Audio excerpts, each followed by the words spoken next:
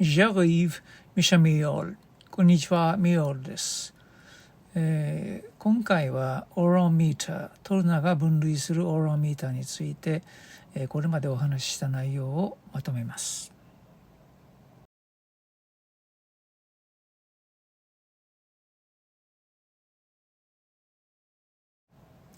これまでにオーランミーターに関しては、6つほどの型を取り上げてきました。それを表にまとめたのが今お目にかけているものであります。一番上がクープリーフトで、これは2行連ですね。そこから3つが4行連ですね。オーランヘーン、これは、オーランミーターそのものといいますかね、純粋なオーランミーターの形で、特徴としては1行が5四脚あるということですね。で、行の中に、母音があります。4行すべて同じ型なので 4A というふうな形であるということですね。あとの2つはですね、リーネ・ヘヘルヘームニャフ、これは直訳するとですね、4四脚行ということになりますかね。4行連で、1行あたり四脚の数が4つあるということですね。そしてやはり、行の中に、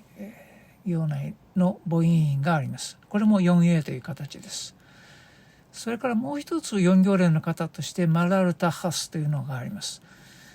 これはですね、変化といいますかね、四脚の部分とそれから、母音の部分がですね可変になっていると、変化するということで、四脚については 2の場合も3の場合も4の場合もあると。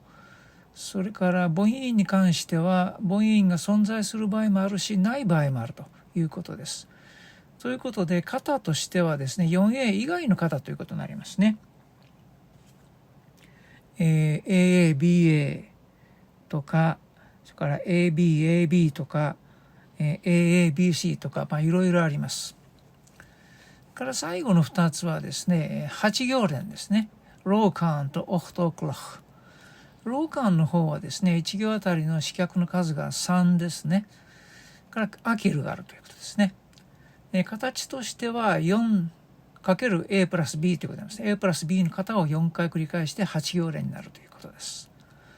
で、オフトオクラハの方はですね、奇数行が 4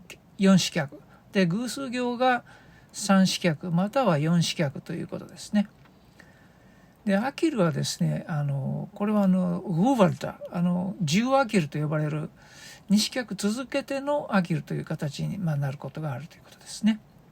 で、形としてはローカンと同じ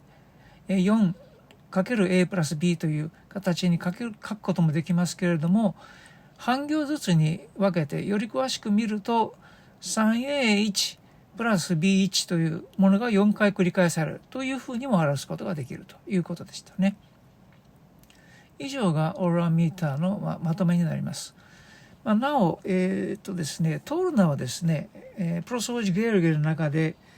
オーランミーターに関してはもっと詳しく分類していまして、